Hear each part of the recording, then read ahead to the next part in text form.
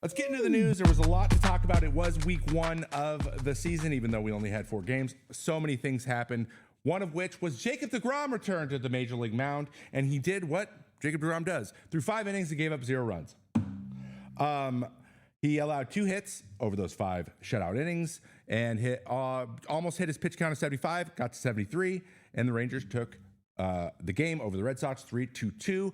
He recorded 5 of his 6 strikeouts on the second time around in the lineup, which is, surprise, he's still hard to hit after you see him once. Even though that was just his 11th career start for the Texas Rangers after signing a 5-year deal after 2023, the expectations are high for the team and therefore high for him. We've talked about this on this show already. We've talked about it on every other show I've ever been on. And the Texas Rangers' success this year is going to directly correlate with the number of innings that Jake deGrom throws because they simply don't have enough depth. Bruce Bochy was feeling good about it, though. He said next game he'd go 6 innings. Hell, maybe 7. I threw the hell in there. He didn't say that, but I hear I look like a young Bruce Bochy, so I think he'll be okay with it. Rangers manager Bruce Bochy said he's excited about how he feels. That's nice to see. He's an important part of this staff. You don't say. It's good to see a guy out. It's good to see that guy out there every 5th day. I agree wholeheartedly, and as a friend of Jake as well. And we also have the same. I know Jake really well, and I really like him. I'm glad that he's pitching again. I hope baseball is excited as well.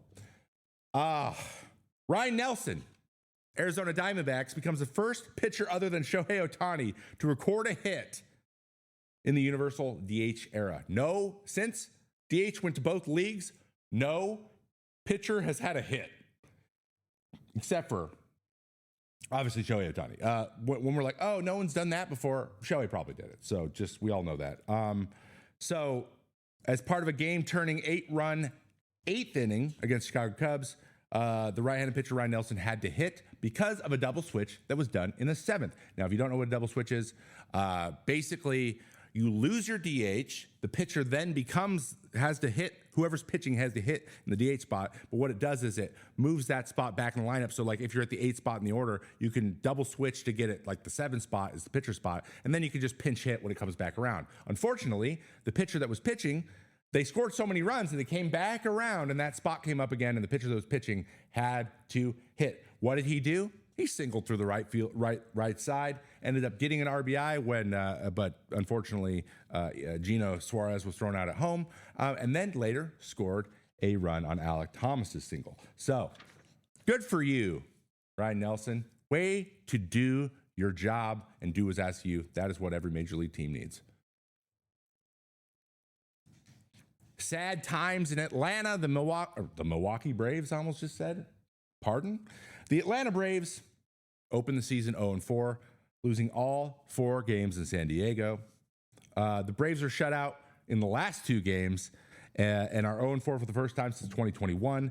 On the flip side, San Diego had Nick Pivetta throw 7 beautiful shutout innings of 1-hit ball. The game ended up being a shutout too, so the bullpen came in and took care of the job. That is Jason Adam and Jeremiah Estrada. We'll hear more about him later in the show. The Braves have lost 6 straight games in Petco. Tough place to play for them. That includes the 2-game wildcard sweep from last year. And the Braves also sent up only 27 hitters to the plate, and they got 1 hit and 1 walk, both of which were erased by double plays. Not a great time to have a streak like that. In other news, though, Mackenzie Gore, opening day starter, Washington Nationals, sets a national opening day record for 13 strikeouts. Now, that this originally said 13 strikeouts was the record total, but that's not true. I remember for a fact that Strasburg struck out 14 in his debut, so that can't be true. But 13 strikeouts in dazzling 6-inning 1-hit performance during the 7-3 loss to the Phillies. Just for full disclosure, he was up 1-0 when he came out. It was then a tough bullpen day. Another thing we're going to talk about a lot later in the show, because there was a lot of tough bullpen days on opening day, and I think I know why, and I think that you might not have considered why. So I think you'll enjoy that. Gore delivered 93 pitches, 66 for strikes, and faced the minimum of 18 batters. The only base runner he had was a single by Kyle Schwarber, which he got thrown out stealing. I don't really know why Schwarbs was stealing. I got to go watch that. I didn't see that one, but yeah. Must be interesting.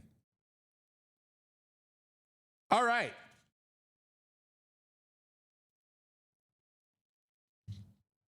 Sarah Langs. Going back to the Yankees, Sarah Langs, resident internet statistician, the knower of every stat there is in baseball history, gave us the best stats from the Yankees' 9-homer barrage in their 20-9 victory over the Brewers on Saturday. These are great, so I'm just going to read them out to you because I can't get over this. This is the first time in the franchise history that the Yankees hit 3 straight homers to start a game. Interesting. When Austin Wells added a homer 2 outs later, it became the first time in Yankees history they hit 4 home runs in the first inning of a game. So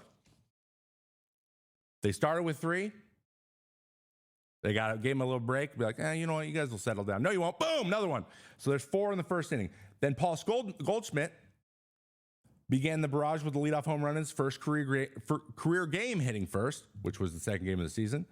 Along with Wells' leadoff homer in opening day, it's first time ever 2 guys who had never hit first in the lineup hit a home run to start the game in 2 consecutive games in Major League history. I know that's very specific, but that's a longer game goes on, the more specific we have to get to find anything interesting. Another team that's done it before, Ian Kinsler by himself with the 2011 Rangers. Oh, never mind. That's just the first time ever anybody has hit back-to-back to start a season. First time that they've hit back-to-back when it was their first time hitting first. They finished the day with 9 home runs, a franchise record. And with 4 in the first, Anthony Volpe in the second, and homers from Judge and Jazz Chisholm in the third. The 7 home runs were the most through 3 innings in a game in Major League history.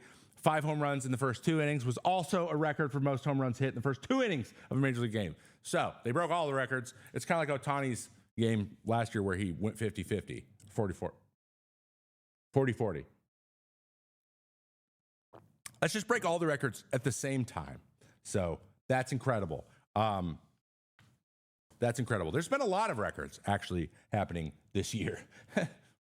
Rafael Devers, fans twice in his last game, going 0 for 4, 2 more strikeouts in Boston's 3-2 loss at Texas Rangers. Unfortunately, he ran into Jacob deGrom, not great. Becoming the first major leaguer to strike out 12 times in the season's first 4 games. So if you gave me 10 million guesses, I would, before the season started, who was going to strike out 12 times in the first 4 games, I would not have guessed Rafi Devers. I couldn't get that guy to foul a ball off. The 12 strikeouts broke the previous record, 11 in 4 games, most recently done last season by friend of the program, Brent Rooker. Rook had tied the, okay, so at least that happened. But Rafi's currently 0 for 16 and still looking to get going. So sad over there. But, the guy is really talented. He's going to be just fine. But that is not how anyone will start the season. Angels. The Los Angeles Angels used a position player to pitch on opening day. Now, this should simply never happen.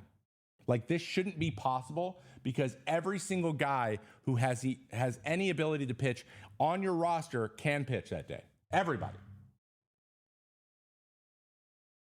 Everyone.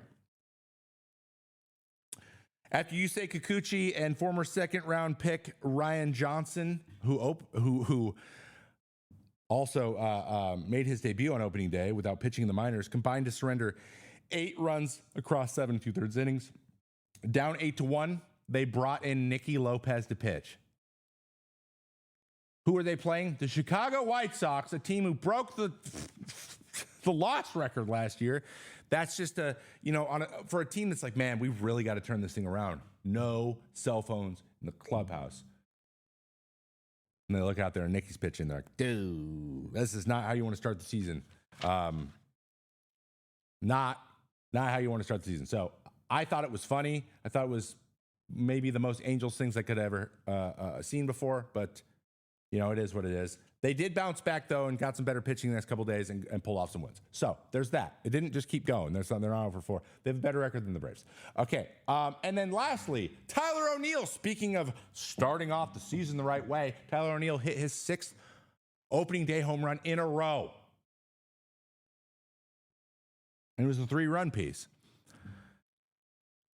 Playing a season opening game in his home country of Canada, because he is Canadian, for the first time, O'Neill connected a 2-out, 2-1 sinker, driving Colton Cowser and Adley Rutschman and putting Baltimore up 4-0.